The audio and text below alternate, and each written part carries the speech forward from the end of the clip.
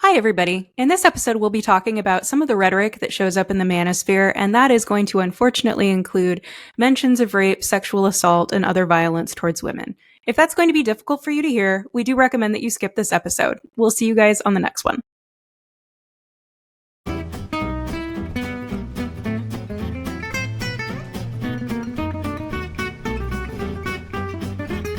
Hello, everyone, and welcome once again to Reject Modernity, Embrace Tradition. My name is Clayton Becker. And I am Megan Cox. And before we get into what we're going to be talking about today, we wanted to give a brief announcement, so to speak, that at least over the summer, our release schedule will be changing to every other week rather than every week. Megan and I both have some travel planned. We're both working on dissertation stuff. And so we just want to be able to actually have the episodes have the quality that we want them to, rather than trying to chug out episodes every week that end up just being kind of sloppy and not well researched. And we think it'll just be better for your listening experience, even if there's a little less of the podcast, that it's still good. We're going to make you miss us. That's the goal here. As delayed gratification. But in order to not delay everyone's gratification too much, Megan, what are we going to be talking about today? Today, we are rejecting the manosphere and embracing being normal. Embracing being normal. Okay. That was your suggestion, I will remind you. Yes. Well, my suggestion was a little more of an expletive in there, but I don't know if Spotify likes expletives in the title of the episodes. For people who are gratefully not chronically online and don't know what the manosphere is, maybe that's where we should start. What is the manosphere? Absolutely. So the manosphere is kind of a loose web of influencers, content creators, message boards. And for the purposes of this episode, I'm drawing heavily from a couple of books as well as many, many other sources. But the two that I want to highlight are Culture Warlords by Talia Laban and Men Who Hate Women by Laura Bates. One is an American, the other is a Brit. And they discuss the different kind of ecosystems and interconnectedness of misogyny with other hate movements and the different types of misogyny and how they manifest online. But I kind of think of, and I think Bates kind of thinks of, the manosphere as having a couple of segments within it of different types of ideologies. We have the famed pickup artists. Mm-hmm. You might be, Clayton, a little bit young for this, and our audience may be a little bit young for this, but this is the game type of interactions or treatment of women. Pickup artistry actually dates back to the 1960s and 70s, and one of its originators was also the originator of cognitive behavioral therapy, which is not something you really want to think about for too long, but I guess it's, you manipulate yourself, you manipulate somebody else, what's the difference? But this is the kind of the example, the modern, what you think of when you think of the manosphere, men trying to trick women into sleeping with them, basically. And its paragon is the Andrew Tate type.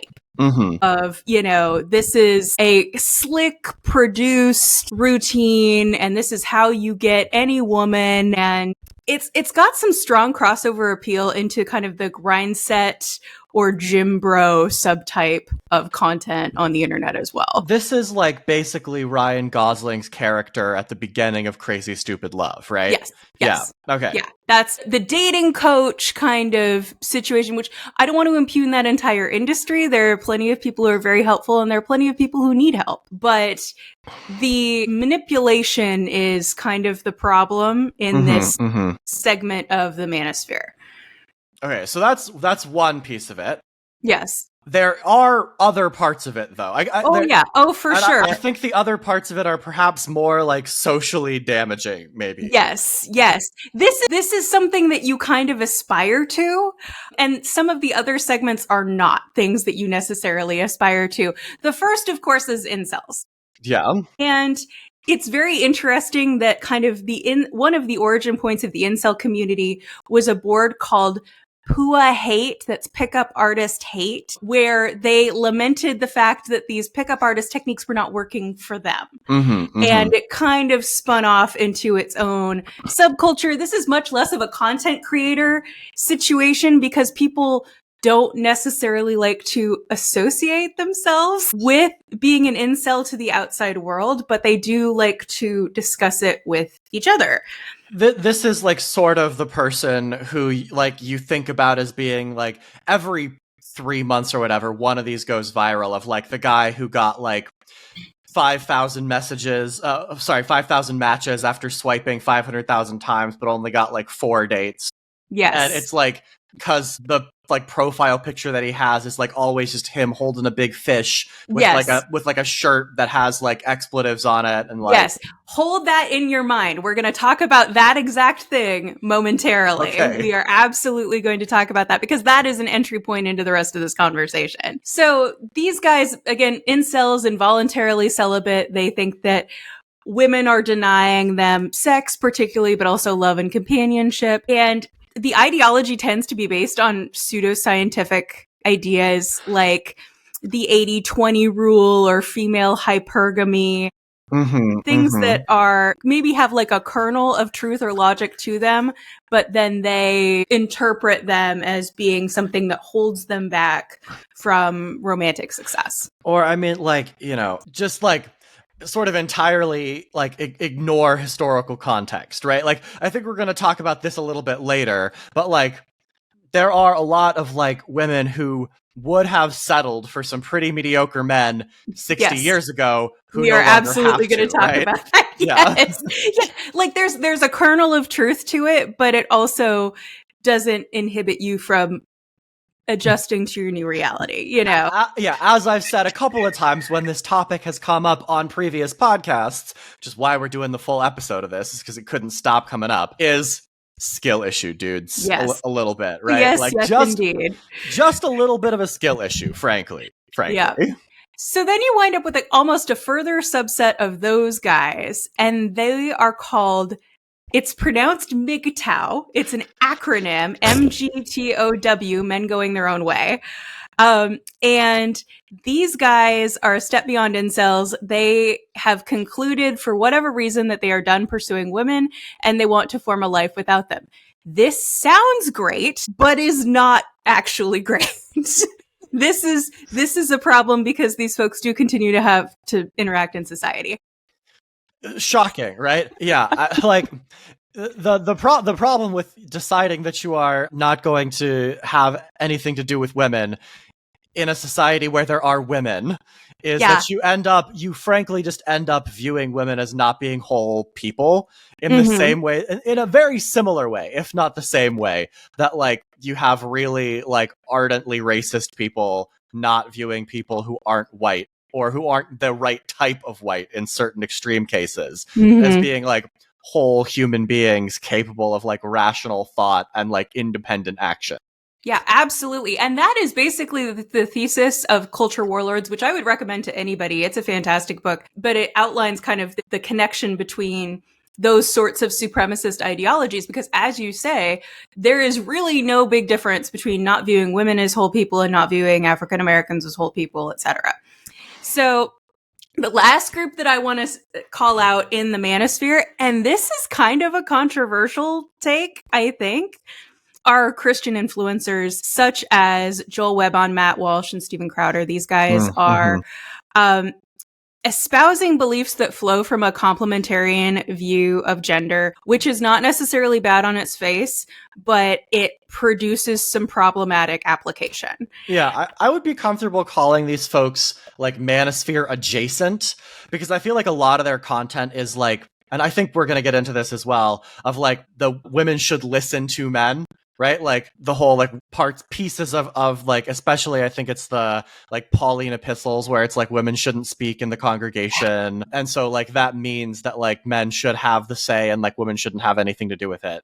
Like that I think is a very like, if not the like pickup artist incel men going their own way type of thing, it's at least adjacent to that, because you hear a lot of the same talk from those groups, even if from those groups it doesn't necessarily come straight out of like a religious framework. They are speaking the same ideas, but they are grounding them in different rationales. It's like a convergent evolution sort of thing. Yes. but Yes. like for an idea. Yes. Additionally, they are using men's frustration with quote unquote secular women as a recruiting tool for their particular brands of Christianity. And so whether they are trying to use it in service of a different goal or not, they're still saying the same things and infusing the culture with the same things. Yeah. So whatever their purpose is in doing it, they are still putting that idea out into the ecosystem. Yeah.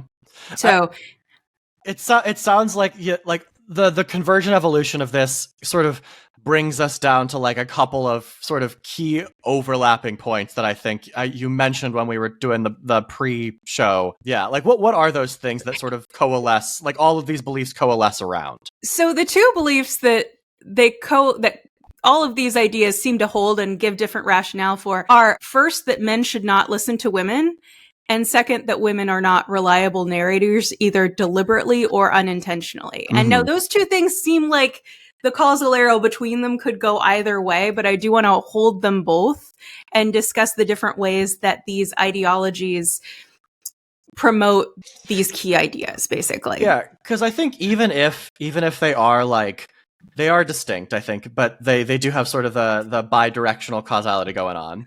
Like, yes. I think that they are like, how should we put this? They are. I've totally lost the train of thought. No worries. I can move on through the notes, and if it comes back, it comes back. Yeah. Podcasters, they're just like us. So the first idea that men should not listen to women, as we just discussed, strong proponents from across the spectrum, from pickup artists to the Christian male supremacists, and that Christian male supremacist argument is very much grounded in their interpretation of the Bible. And, you know, we could pick apart at the specific theology, which again, one of these days. Yeah. But men are the leaders of women is their argument, and they should be making decisions free from the interference or influence of women so as to preserve their godly role. I do think for this particular one, you can sort of say that the causal arrow goes from this belief of men should not listen to women to women are not reliable narrators, right? Like the women are not reliable narrators thing sort of, this is more or less what I was going to say, like serves as a backfill. Basically, it like serves as a backfill post hoc explanation for the first one. Like, even if these ideas are kind of insane, right? And this is actually what I was going to say. I remembered it. Even if these ideas are insane, they have a certain like internal logical consistency to one another. Yes. Men should not listen to women because women are not reliable narrators, either deliberately or unintentionally. And for the reverse causality of that, women are not reliable narrators because of their biology or because they're lying to themselves about what they actually want. And therefore, like, men should not listen to them because if they do so, like, they're not going to actually end up doing what women really want, right? Which they don't know what they want, right? Yeah, women don't know what they want, so they can't tell you what they want. So you've got that biblical explanation for why women can't be in charge, can't be making their own decisions. Men shouldn't be listening to them. But for those who don't subscribe to the authority of the Bible, there is biology in air quotes. Very much in air quotes. So of course, I'm online and I'm looking at all of these posts, and I noticed that one argued that if you take too much advice from women about what they want, you will start to develop, quote unquote, a consensus filter, which I had to Google, but I assumed immediately and was correct that it was some manosphere idea. Apparently, women and, quote, low T men, unquote, will try to pursue consensus as a safety mechanism, which I agree that women are better socialized to reduce conflict than men are, and because it is a safety mechanism. But the idea that if you take too much advice from women, you will continue to be agreeable, and then they won't like that you're agreeable and nice. Like, the inverse of that is be an asshole gratuitously. Also, frankly, like, you know, it's not like they are unfamiliar with the idea that women might disagree with them about something, right? Like, the consensus filter at its very, like, base level is pretty clearly bullshit, because when it comes to things that actually matter, women are perfectly willing to disagree with men and to disagree with each other. And I would say that women are more likely to disagree with you if they like you. Yeah, and also, like, because they feel safe. Like, the times when you're doing this consensus filter is when you have a guy who's, like, really fucking threatening at the bar or something, who's, like, drunk off of his gourd, and he's like, the problem with women is, and, like, as someone, like, okay, oh yeah, that's fine, you just like smile and nod so as not to antagonize them. Like, the idea that like not like trying to take that person on in like a one-on-one fight in the middle of the bar is like that is not an admirable quality, or that's not something you should be doing. Like, here we see, I think, why lots of people fail to de-escalate situations, right? Like, the idea that de-escalation is bad, right? And that you like there's never an appropriate time to try to de-escalate a situation. Like, got some bad news for you, buddy. That's why people don't want to hang out with you, right? Like, yeah. But it's fascinating then, but it also, you kind of see it connect to the idea. I assume that your algorithm is significantly different from mine, but I get all of this nonsense about feminine energy and being submissive, which just has to be like a right-wing op at this point. Yeah, I don't get any of that. Can confirm. But like, the idea is that if a man gives into what a woman says she wants or changes his behavior, that makes him look weaker and thus less attractive in the eyes of a woman, because biologically she wants a strong man, which is really just biologically she wants a bad boy. We're back to that. Yeah, from 40 years ago. And then, so these guys say, I can't change my behavior and I can't settle until I find a woman in her feminine, submissive energy who wants me to dominate her. That's what these guys decide that they're looking for when they decide that they can't listen to women. And this is like just straight back to the like women are not whole people kind of thing. Like, the idea that like women don't know what they want any less or any more than like a typical man knows what they want, like, it's just like straight up nonsense sexism, right? It is just like the idea that like women are somehow cognitively inferior to men and don't actually know what they want. Yes. Like, and this pulls us very effectively into the idea that women are not reliable narrators or not reliable. It's so interesting. I was thinking about this last night. There are legal systems, usually influenced by Islamic law, that say that a man can be a witness in a trial, but a woman can't. There have to be two women giving the same testimony to equal the testimony of a man. And it's just that, basically, Yeah, I mean, like, this was also common, I think, just to make it like clear that this isn't like just Islamic law codes. Like, No. This was very common, centuries ago in countries that were governed primarily according to like a theological Christian denomination or like way of looking at the world. Absolutely.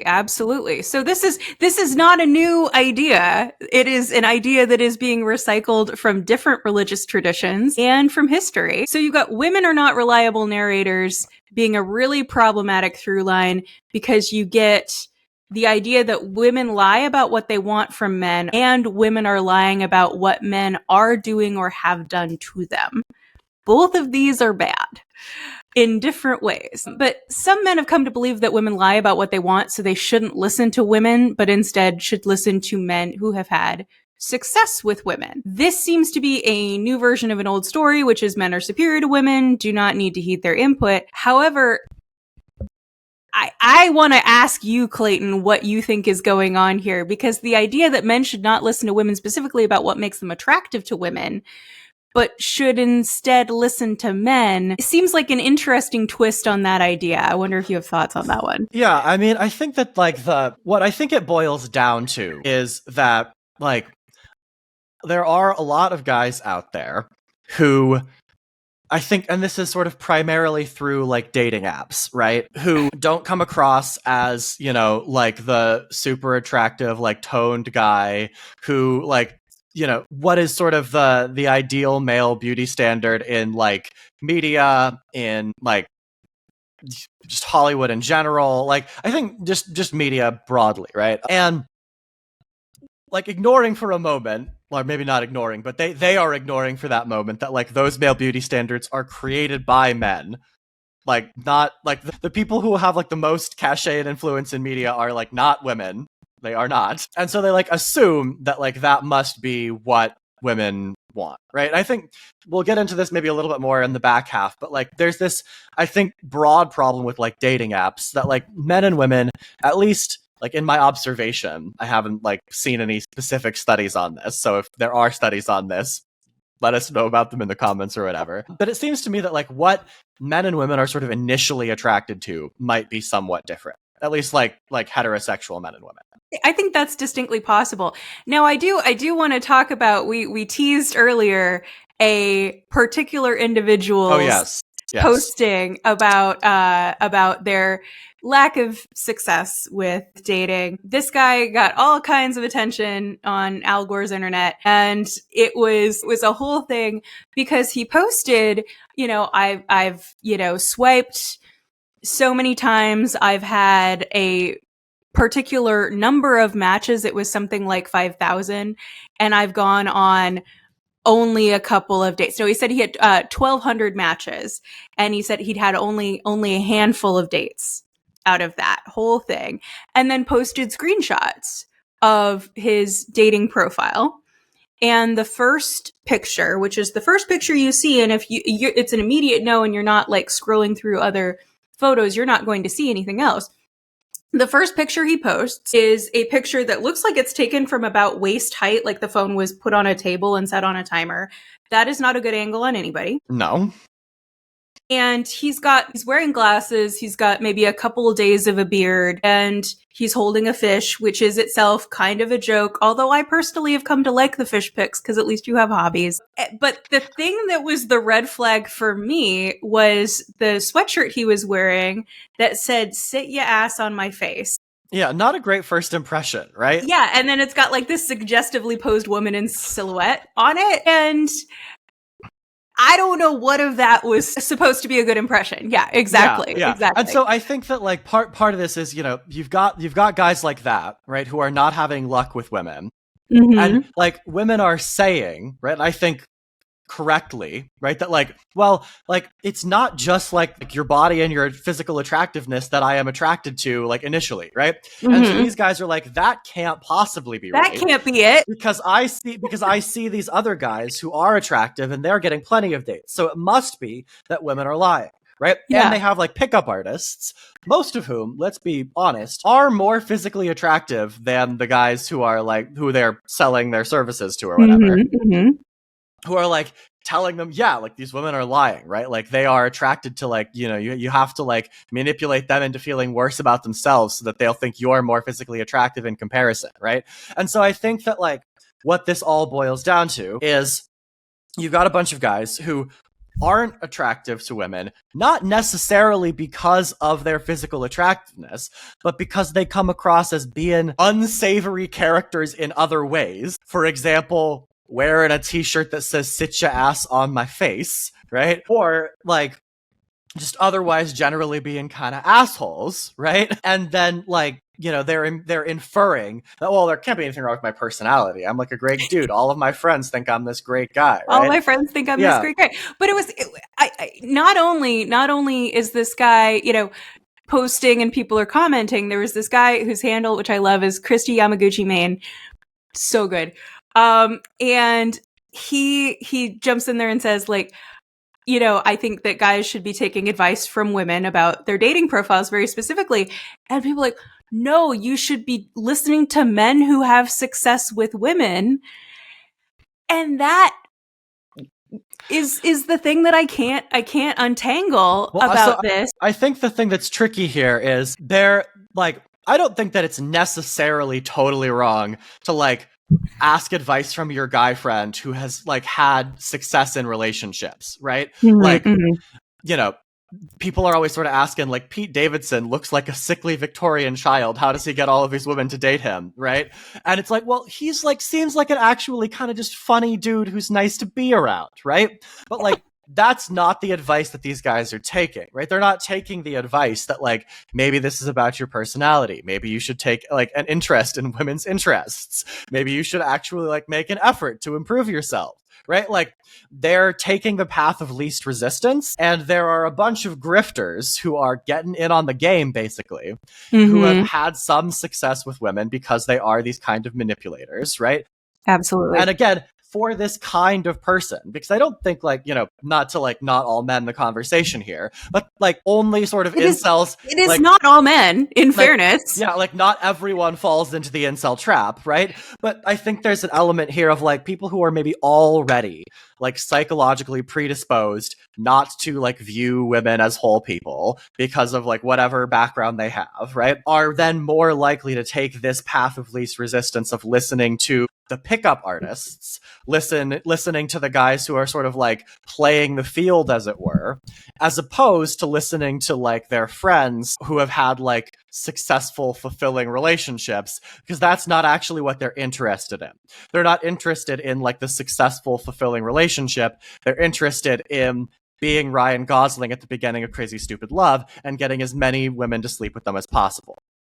Yep, they're interested in women for sex and for status, and they're not interested in women as people are having that fulfilling relationship, as you say. I think that's a big part of it. But also, if you have somebody who is willing to come in and say, there's nothing intrinsically wrong with you, you don't have to do any tough work on anything, you just have to hit the gym and then do these 5 things when you meet a woman in a bar. That's much easier to listen to. Yes. As we said, it's like, it's the path of least resistance. And I think another bit of this is that a lot of these guys, like, I don't have a figure for you, but I'd say probably a majority of them don't have, like, any close female friends in the first place, because they're already sort of not viewing women as whole people. They're already, like, you know, predisposed to think that women are unreliable narrators because they have these things that would be red flags in dating. Frankly, many of the things that are red flags in dating are also red flags in friendships, right? And so if they had close female friends, they do not have them anymore. And in many cases, if they had close female friends, they possibly ruined those friendships by trying to, like, make a pass at their female friends, and their friends were like, I'm out of here.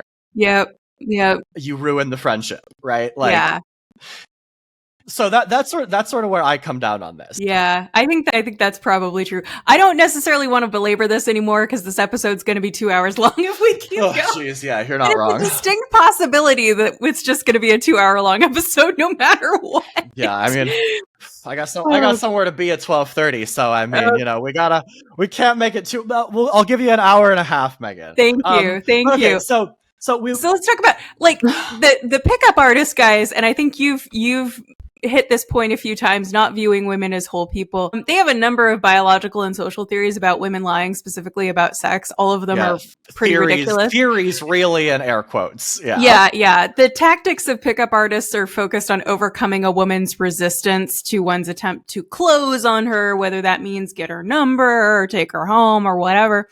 And if a woman says she doesn't want to talk to you, you don't have to listen to her about that, because she does. She just doesn't know that she does want to talk to you. If a woman says that she doesn't want to have sex with you, particularly at the last minute, quote unquote, that is, I swear this is an argument that has been made by these guys. I'm taking this from Laura Bates' book. This is insane to me. Like, it is. Did you read this? I had not read this before I read the prep for the episode. I was like, what the actual ever-loving fuck? I know. Okay, so with that build-up, I promise you, whatever you think it is, you are not ready for what the actual argument is. Megan, what is the actual argument that they're making? If a woman says at the last minute that she doesn't want to have sex with you, that is her natural biological response due to fear of death in childbirth. So there's that.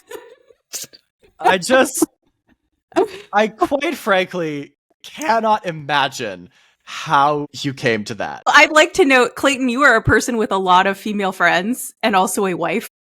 It's true. I do have many female friends and also a wife. You have never heard of this argument, and I don't want to say that there's causality there, but it's an interesting correlation. Yeah, I mean, maybe. Oh, God. So the trick, everybody, is meet your wife in high school while you are also in high school. Important caveat. Yeah.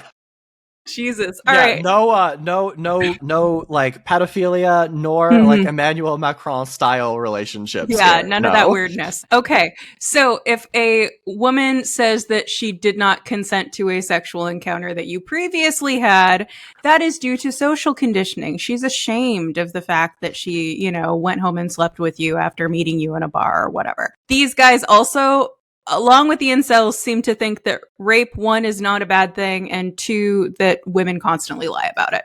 Yeah. It's like, well, women are always lying about it, but also if it did happen, it wasn't actually a problem. Yeah. Yep. Like, again, I've heard this one a bunch, unfortunately, but like, honestly, like the other one is just like so ridiculous that I just find it humorous. This one is like a genuine, like actual social problem. Yeah. That I just like. Anyway, we don't need to belabor the point. Like, yeah. We don't need to make the episode too dark. No. So we got a whole range of different denizens of the manosphere who think that women lie constantly about a lack of consent to sex, about sexual harassment or abuse, and so on. And this belief is not just rife among the pickup artists who are constantly refining lies and manipulation tactics to get women to sleep with them, but remember the MGTOW guys who I said, oh, this is actually a problem. We're coming back to that. Some of these men are so concerned with women lying about their inappropriate behavior that they renounce the company of women. That's the like dividing line for them. This is just, it's too complicated. They lie about it too much. They misinterpret my actions too much. I'm not going to associate with them. But that's just an atheistic interpretation of what used to be the Billy Graham rule, but is now the Mike Pence rule about not being alone with women for the purposes of both avoiding temptation and also because women are lying liars who will try to ruin your life and career. Yeah, I think a couple of things on this. One, the avoiding temptation, like, fuck off, dude. Like, not to belabor the point, but like very obviously not every woman is like a potential sexual partner. Like, fuck all the way off. And then second, like, I think you might think, oh, well, like, what exactly is the problem with that? Like, they just want to like make sure that, they're like they're respecting women, right? Maybe if you're like of that kind of ilk. But I want you to think about like how that impacts like women's opportunities for promotion, how that impacts women's opportunities for like certain types of like job interviews, certain types of employment in the first place, right? How it affects working relationships, how it affects like basically anything where you might have this person, like any sort of position of authority, right? Maybe you can argue that like it's not as big of a problem if these people don't occupy positions of authority. Like, it's still an issue. But like the second that someone who is like, I'm not going to associate with women one-on-one or like, in a sort of even like professional capacity, says like the second that person gets any like small sliver of authority, that is a huge problem for like every woman's around that man's opportunities. Like, just full stop. And I mean, I would say, my response to that generally is like, I have no problem with men saying that is kind of their line in the sand, but they need to then self-disqualify from positions of authority. I would say if that's your view, that means that you can't supervise women, and that means that you can't be in a supervisory position, because that is not a reasonable accommodation for your religious beliefs to say that you will not be alone with women. I would furthermore say that for those who take that position, think about how you would feel if roles were reversed, if you had a female boss who refused to be alone with you, and if you also would say the same thing to your female boss, if you had a female boss, to say, I will not have a one-on-one meeting with you to discuss my performance because I won't be alone in a room with you, kind of thing. You don't see a lot of men taking that position before they have authority. Mm-hmm. Yeah. So anyway, that is so problematic, but I do want to get us to like, how the hell did we get here? Yeah, I feel like a lot of this has sort of like been, as we've said, like a new twist on like old ideas. Yes. And I think the big thing here, at least for me, is what we mentioned like 25 minutes ago or whatever, of like, have women's standards for men gone up? Yeah, probably because women have like actual rights now, right? Yes. Like, Yes. That's like, have women's standards gone up? Yes. Is it feminism's fault? Yes. And I'm not sorry. yeah, like as you wrote in the notes, I feel like maybe we're just gonna chug through here and not actually take a break this time around. But like, Yeah. as we Yeah. wrote in the notes, like, you know, you are like very intensely disinterested in any sort of policy solution that punishes women because men are like sad and horny and can't get laid, right? Yes. And I think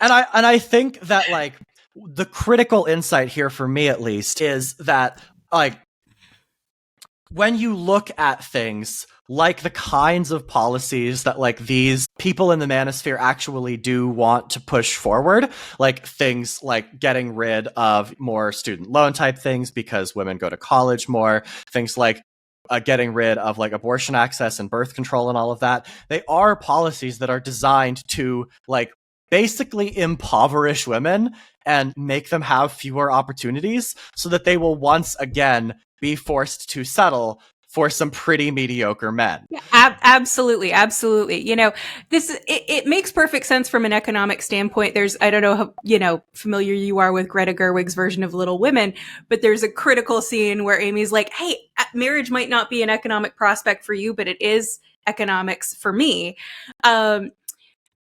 Before women could own property in their own names, before women could get their own credit cards, which is a thing that only happened when my mom was in high school. This is not that long ago.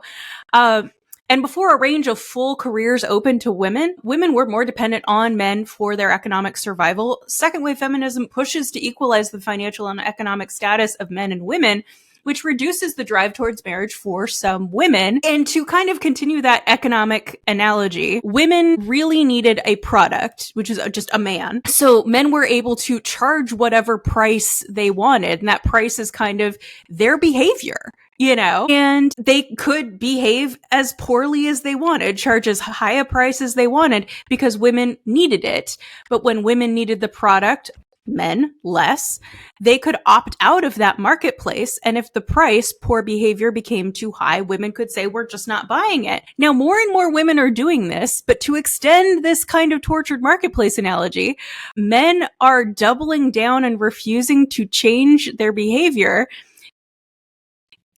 It's as if a bunch of buyers said the price is too high, period, we're not going to do it. And the sellers said, fuck you, the price is staying where the price is, and we are going to come up with some legal way to require you purchase our product or incur some sort of harm. And in this case, that harm is things like physical harm, including rape, including eliminating no-fault divorce, changing education standards to favor men, restricting access to birth control, et cetera, et cetera.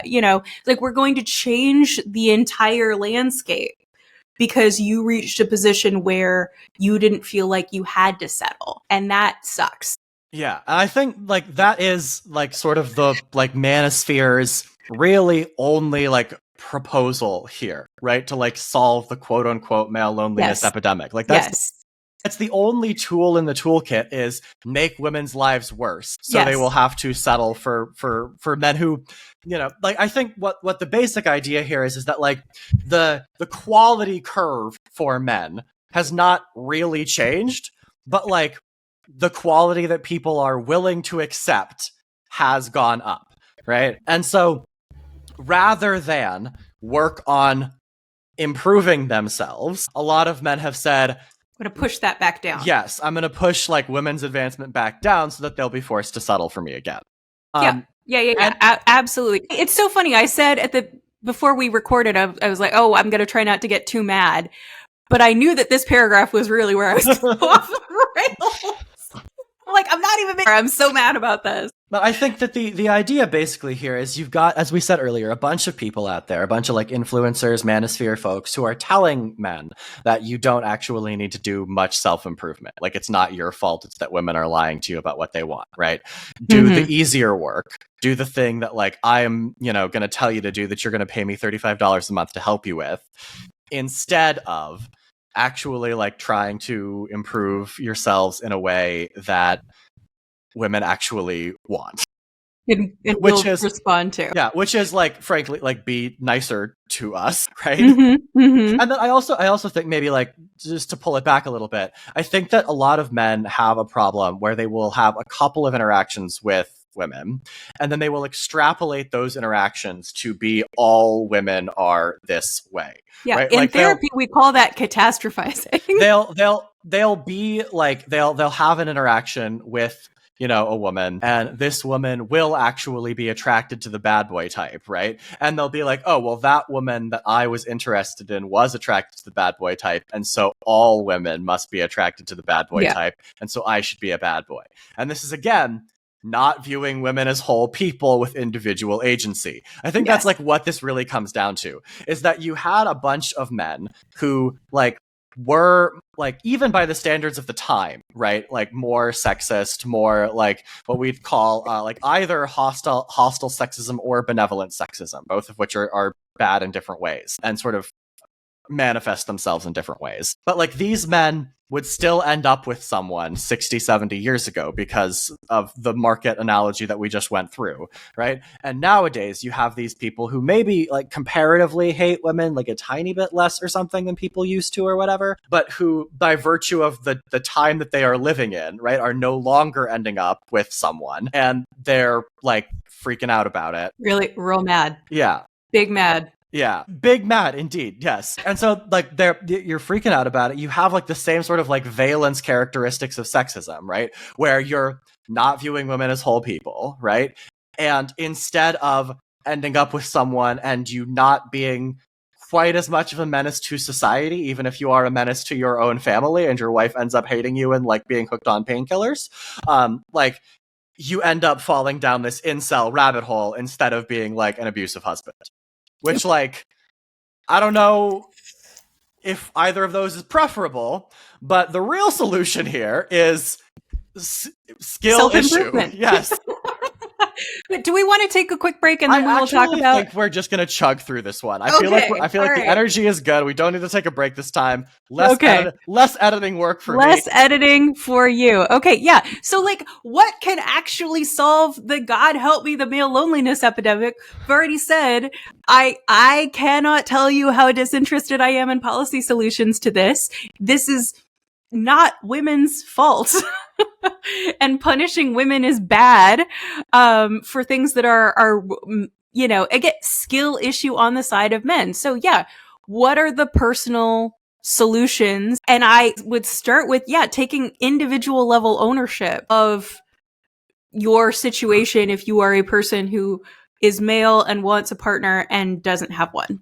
Yeah, and I think, like, there's obviously the joke of, like, men would literally rather blank than go to therapy, but, like, there is an actual degree here to which, like, most men should probably go to at least a little bit of therapy. Like, even if you don't need it for, like, other sort of mental health type reasons, like, doing it, I think, helps you self-actualize a little bit and also understand that other people are also doing the exact same thing, and they are full reasoning people with individual wants, desires, needs, all the whole nine yards, right? Like, because the thing that I, at least through this conversation, that I keep coming back to is, like, all of this seems to stem from men not viewing women as, like, whole people, whole individuals, like, worthy of the, like, friendship, respect, whatever, that you would give, like, one of your homeboys, right? And with, like, individual level preferences as well. Yeah, exactly. Back to your point about, because I want to bring this up, back to your point about, somebody has a couple of bad interactions with women and assumes that all women think in a particular way. I was telling you before we started recording about a guy that I met at a speed dating event, and he was super nice, and I found his personality quite appealing, but he looked exactly like my little brother. And I'm like, that's a no from me. Yeah. No, I'm sorry. I don't find that physically attractive because you look like my brother and it feels incesty. And that is the biggest it's not you, it's me kind of situation ever. But he and I were not in a situation where I'm going to, like, give him a detailed breakdown of, like, here's why I'm not going to check yes on another date with you. So I don't know what he took from that. And I hope he didn't take, like, she didn't like that I was nice, so I can't be nice, kind of thing. Yeah. No, I found your niceness super appealing, actually. Well, if he listens to this, he'll know. But I think a part of this is like, even in something like a speed dating event, right? Like, there's more of like the ability to understand that there's like a individual thought process happening than there are on dating apps, where it feels like everyone, again, this is the part of the conversation where like I have no firsthand experience. I've like never been on a dating app, but it seems to me that like dating apps in general, truly God's favorite. Like, dating apps in general are just kind of, it seems like, terrible for actually like doing any of the things that like make relationships work. And like, yes. You might not be like crazy surprised by that, because like the model of these dating apps is that like you need to have people on the dating app using the dating app in order to make any money. And if people are getting dates and ending up in relationships and like, that's not helpful. I mean, really, like, this may be a like it was capitalism all along kind of thing, because Andrew Tate's got a profit motive just like Bumble does. Like, yeah, that's not good. Because I think there's got to be like from like a pure sort of marketing standpoint, right? Like the dating app needs to be successful at getting people into relationships, but not too successful at getting people into relationships.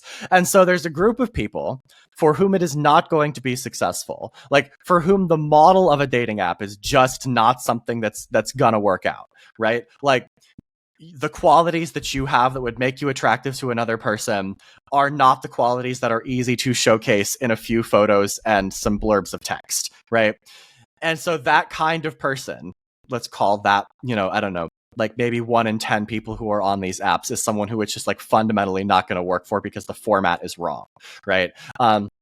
If then you assume like only a small fraction of those people, just because of the sheer numbers of people who are on these apps, that's still hundreds of thousands, if not like a couple million people who like take away from that experience of the dating app just totally not working for them, that it's because women are the problem, right? And so I think there's like definitely a degree to which dating apps themselves are kind of the problem here, or at least they are the problem that is driving people into the like alt-right manosphere pipeline instead of the sort of like self-improvement pipeline. Because obviously if you're on these dating apps and you then like look up why isn't Tinder working for me, you come across like an Andrew Tate YouTube video and it's like you get red pilled pretty fucking quickly. Yeah, right? Yeah, absolutely. I think that's really true, and as we discussed, I think if you want to highlight a personality, dating apps are the wrong way to do it. And I also think that especially women select on personality much more than they select on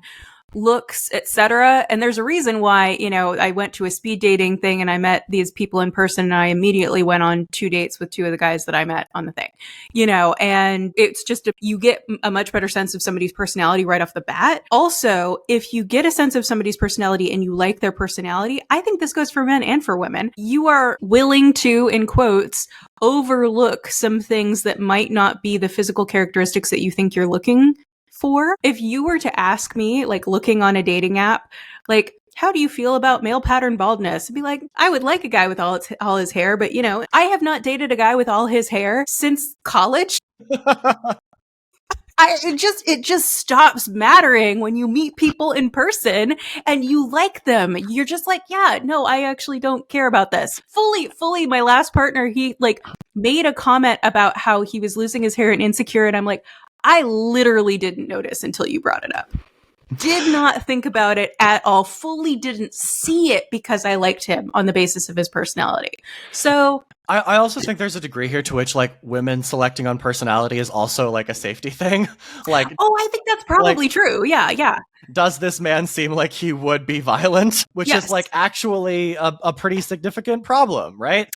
Yeah. Like, women face that like men just don't joke. Men just don't think about, right? No, I mean, like, I'm serious though, right? Like, if you like are on these dating apps and you have like no sense of like whether this person seems like someone who is like not going to be a problem if things don't work out, right? Like, it actually is quite a significant issue. I think maybe to highlight this contrast, I want to tell a little story about how my parents met. My parents met through like a beta version of online dating. Like, I don't even know if you could call it a beta version. It's like a whatever, it's like classifieds in the newspaper or something. Well, no, it's like a so what it was is basically like a physical location where everyone would go. You'd like record yourself on video answering a series of questions, right? And then like talking about yourself a little bit. And it was like a 15, 20, 30-minute video basically. I've seen clips of these things. They're great. And like you'd have like you like take a headshot, you'd like fill in some biographical details, and like people who were interested in like using what was basically like this matchmaking service, I guess. Yeah. Like you'd go to the location physically, you'd like grab one of these binders, you'd like look through the binders, and then if you liked the person, like their personal description, their photo, like who they were, what they were doing, you'd physically check out their videotape and like bring it home. Blockbuster. Yeah, like bring it home with you and like watch it. And then if like two people both like checked out and like matched with the same videotape, then they would like get matched by this matchmaking service, right? I love this actually.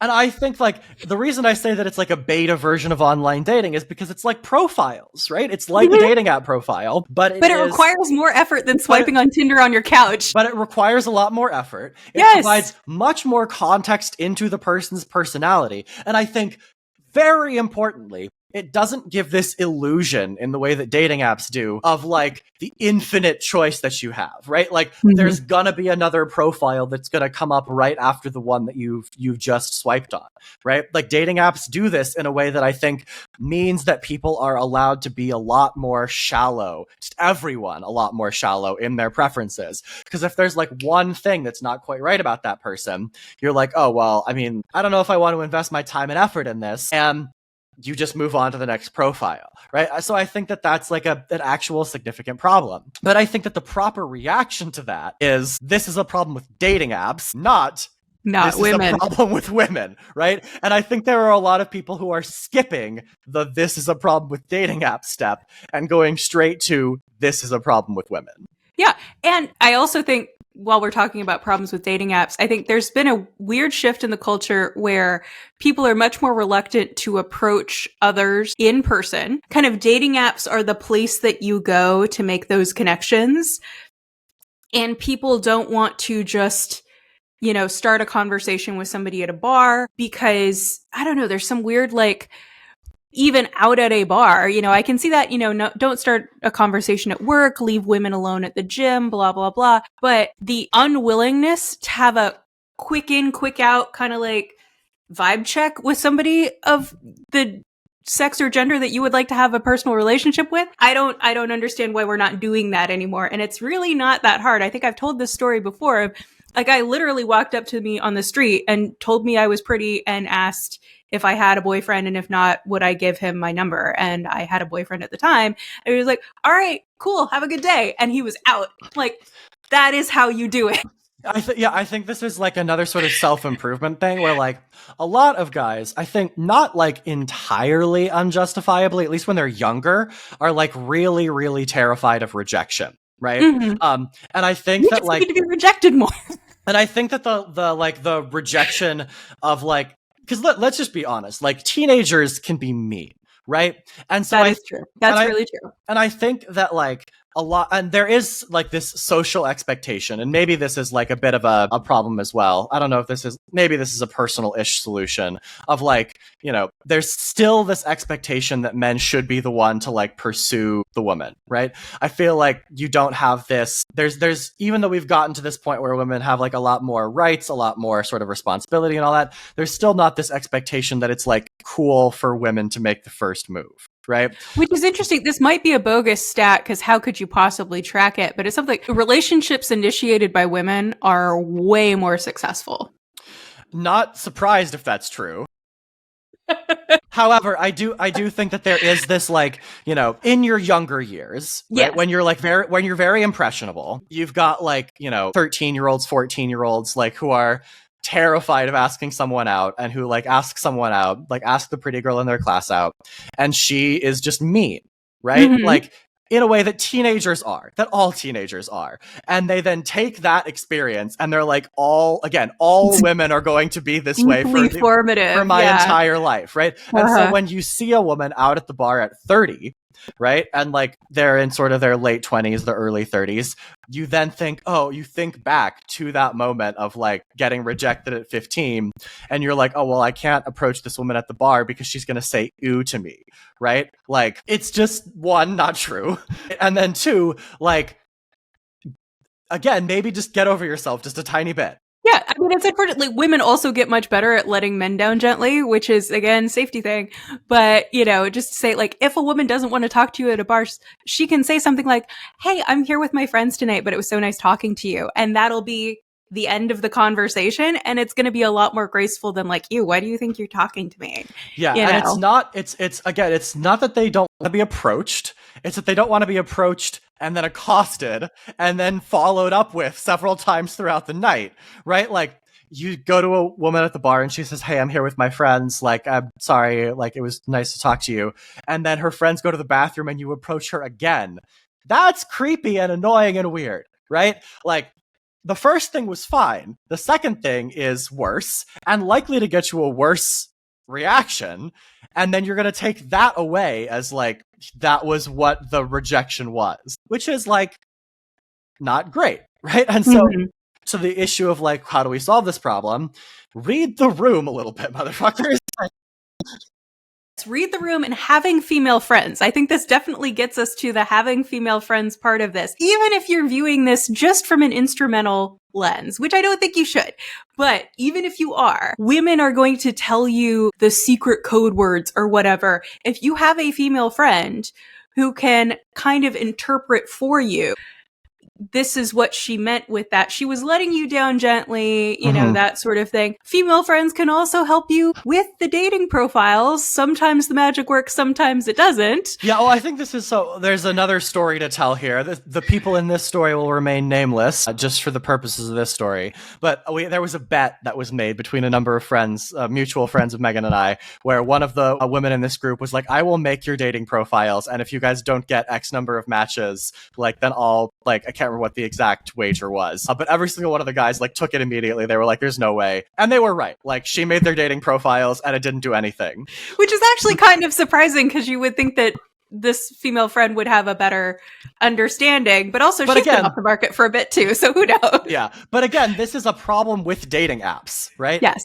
Not with, like, women specifically. Like, the correct takeaway from this is, like, dating apps are bad for dating, right? And people also, shouldn't use them. Women have different ideas. Women are not a monolith. Women have different preferences. And, you know, I do think, like, that being said, back to our fish holding friend that we discussed earlier, I think any woman would have looked at that sit your ass on my face shirt and said, that's a bad idea. And, you know, like this kind of, if a guy digs in and says, crude humor is kind of a key part of my personality and I want a woman who can hang and who isn't going to be offended by it and can throw it right back at me. Like, that's what I'm looking for in a partner. Okay, that's fine. You are narrowing your dating pool. And that may work really well for you. There's kind of an old trope about, like, how odd people kind of pair up a lot earlier than the rest of us do because it's much easier for them to kind of filter out people who don't fit their kind of necessity. You know, like, and I, when I think of my friends in high school, I'm like, yeah, that's kind of how that wound up working out, is people who have very strong personalities and different sorts of interests. They paired up a lot faster. So maybe crude humor is going to get you that 1 in a million girl that you're like, that's my person. But it is going to reduce the number of people that you match with. And that's the mechanism by which you find that 1 in a million girl. And I think you have to be cognizant of that, right? Like, you want someone who will appreciate your kind of humor. You want someone who will appreciate, like, that is a part of, like, your personality and is important to you. You have to recognize that that's not going to be everyone, and that is fine, and that that's not their fault. Right? Like, it is okay for people to have different preferences, right? People do not have to like the things that you like. And if you really need them to, that's not a personal failing on their part. That's just a difference of preferences. And I feel like in a lot of the ways we've been talking about so far, the like incel influencers and like the grifter machine that has been made more possible by social media, which we haven't even talked about really at all, like makes it much easier for you to sort of fall in a rabbit hole of like that kind of preference difference being blown up into all of these women have this character flaw of not liking my crude humor. It's like, no, just not everyone likes crude humor and doesn't want it to be like their everyday experience of their partner. Right? Yeah. It's like, I know myself and I know like my parents. I wouldn't want to take a person who's going to make jokes like that around my parents on a regular basis because they're not going to enjoy it even if I would, but I don't. But it depends. It completely depends. But this goes to our, women are not a monolith. Maybe somebody's going to be really into that. Somebody's going to love it. Have a lot of women in your life who can give you different perspectives and can show you that women are not a monolith, but also just have female friends if you're a man who wants to date women. And to do that, the underlying component is you have to view women as people, not sex objects. Yeah. And like to the point of get off the dating apps, like if you have female friends who have female friends who think that you would be good together, that is like the way people used to meet each other, right? Like there are graphs that you can look at of this, of like, how did people in relationships meet, right? The like at work, through friends, at school, like they all have gone down over the last 30 years, right? And online is this, and that's bad, right? Like, yes. Because so many people are meeting through dating apps. Because even when it works, right, it means that you've had to like go through the ringer of the dating app like environment, the dating app pool, Tinder dates, Hinge dates, Bumble dates that like haven't worked out. And along the way, people are getting like shunted off of the pathway towards like finding a relationship that previously might have like shunted them to like, I need to find someone who's like not in school or not at my work. I like find them through friends or through this community activity that I do, to I am an incel because I've had 50 Hinge dates and only one of them has had like a second date, right? Like bad stuff, right? And I think engendered by the sort of like infinite choice kind of thing that dating apps enable. Yep. There's too much choice. But I also wanted to kind of jump, like the incel manosphere pickup artist kind of universe of content creation and advice and classes and all of this stuff. The people who are insisting that women lie about their preferences, I would ask that people, when they think about the idea that women are lying about their preferences, they kind of consider it from a sort of a who benefits perspective. Why would women lie? I mean, because they don't know or whatever. Why would women be lying to you about what it is that they want? And who stands to benefit more from the idea that women lie about their preferences? Is it women or is it the men who sell classes on how to date women? Yeah, big thinker there, Megan. Really wonder what the answer could be. Yeah, right? Because like I personally, as a woman who is dating men, I would love to have a bigger pool of men who treat me as a whole person and respect my opinions and want to hear what I have to say, than a smaller pool. Like that's not, like I would rather more men acted like that. And yet here we are. So it's not a particularly good time. The episode's getting dark again. No, actually, let me kind of bring this around to something that's kind of nice that we really have not discussed yet. I think there's a universe of men who don't like women, but who aren't gay. Who just don't particularly want a romantic relationship with a woman. But the only angle or of family formation that we really kind of accept at this point in our society is a nuclear family with 2 adult partners and maybe their kids. And that's bad for people. It is bad for men who don't have another place to go in their lives. And it's bad for women because men are making it women's problems. So I would, back in the day, that sort of man would join a monastic order, basically. Like there is a whole pathway of how to live your life that doesn't exist anymore in our society because we have kind of decreased the uptake.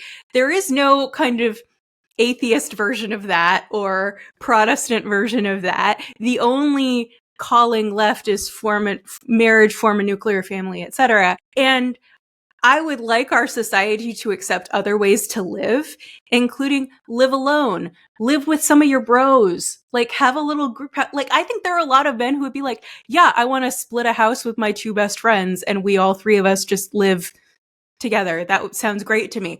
And I want that to be a possibility for men who want to do that. And I want us to accept that and not to be like, oh, what kind of weirdo menage a trois do you guys have going on? No, it's just three bros living together. It's fine.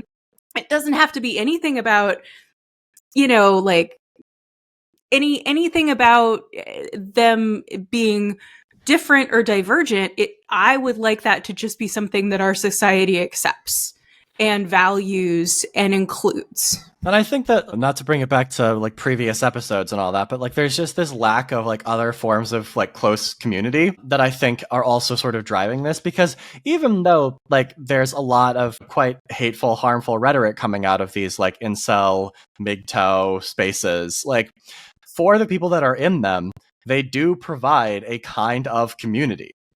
Yeah. It's a lot like, it's like dog training. You're not supposed to tell them not to do something. You're supposed to tell them to do something else. Like, you can't just say, don't invest your personal time in these spaces. You have to replace that community with something. It's the same with like when we talk about how to de-radicalize people in QAnon. You have to give them another space to find that community. That is probably a better analogy than dog training. I apologize. It was what came to mind because Phoebe's whining in her crate. But we need to create that community. That is the only thing I think that I would be willing to do that is a more policy and systemic solution to this, would be things that enhance community and community integration for people. Mm-hmm. Mm-hmm. Yeah, I agree with that. I think the last thing that I want to say on this is like, as someone who like is married, has a lot of like female friends, like the important thing, I think, for at least for like people, I think there's a certain degree to which like there are a number of people who are like in this manosphere who are a little bit sort of like, you have to like actually do some like professional deprogramming type stuff. But for people who are like on the cusp of this, right? Like really try to maintain those female friendships. Like I think they're very important. Like, to the point that Megan was making of like, they can give you advice and like help you like interpret things. Like, I have, friends. I don't have personal experience with this, obviously, being in a relationship for a long time. But I have friends who swear by the fact that their female friends are better wingmen than their male friends. Like, do you know why that is, better. Clayton? Do you know why that is? It signals safety to other women. Yeah. If you come into the bar with female friends, then it signals that some other woman has vetted you and has found you reasonable. Yeah, well, I mean, this is like the same thing where like you'll see like women talking about like, oh yeah, I want to date a man who has sisters, right? Because like they will have put him in his place enough times. And like, we can't make every man have sisters, right? But like quote unquote find those people who are sisters for you, right? Mm-hmm. Like people who like, you are close with, who you are friends with, who can help you with like not falling into that trap, right? Because I think that it is, even if you are not like part of that community, like very easy for a guy today to be taken in by that rhetoric and believe many of those things without even being part of it. Yeah, without identifying or even really being cognizant that that's where that rhetoric and those beliefs come from. Yeah. And so I think that like maintaining those friendships with women in your lives is important. Right? Like in the same way that any friendships are important, but in particular, like have close female friendships with people who you do not see as potential partners. It will be good for you. It will be good for you. Probably no one who needs this advice is listening to this podcast, but like, I don't know, people who are listening to this podcast, tell it Tell it to your friends. I mean, this episode for me, I wrote mad while doing the research. I find this topic to be deeply and intensely frustrating, and not just because I am a woman who is trying to date men. I find that this is a topic or an issue where almost all of the policy solutions that are proposed are not going to get at what I believe is the root issue.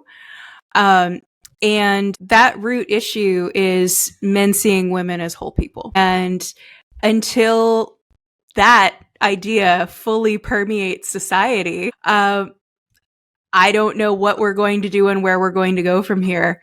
Yeah, it's difficult because you think of we like to think of progress as linear, I think, but really progress is like a series of fits and starts, right? And I think it's not beyond the pale to say that society is broadly kinder to women today than it was, say, 100 years ago, right? And that there are maybe more men out there today who see women as whole people with their own, thoughts, desires, rational capability for thought and all of that than there were 100 years ago and everything. But at the same time, you have what might be sort of this backlash effect from the people who haven't quite caught up, in the same way that we view Donald Trump's election and the sort of right-wing turn of the Republican Party of the last 30 years or so as being maybe sort of a white lash, right, to the civil rights movement of the 60s and the latter half of the 20th century in general. I don't know that they're exactly the same. I think there might just be some parallels we can draw there, some historical parallels. But it's an interesting thing to think about of is what we seeing right now is a reversion to a historical mean, or is this sort of the fits and starts of a long-term progress towards every man seeing women as this whole person who is someone they should treat as such, right? I don't know the answer to that question. I don't think anyone knows the answer to that question. It'll probably only become legible, 20, 30 years from now, probably, or even later, depending. So I guess until we know the answer to that question, whenever it comes, I have been Clayton Becker. I have been Megan Cox. And we will see you guys on the next one.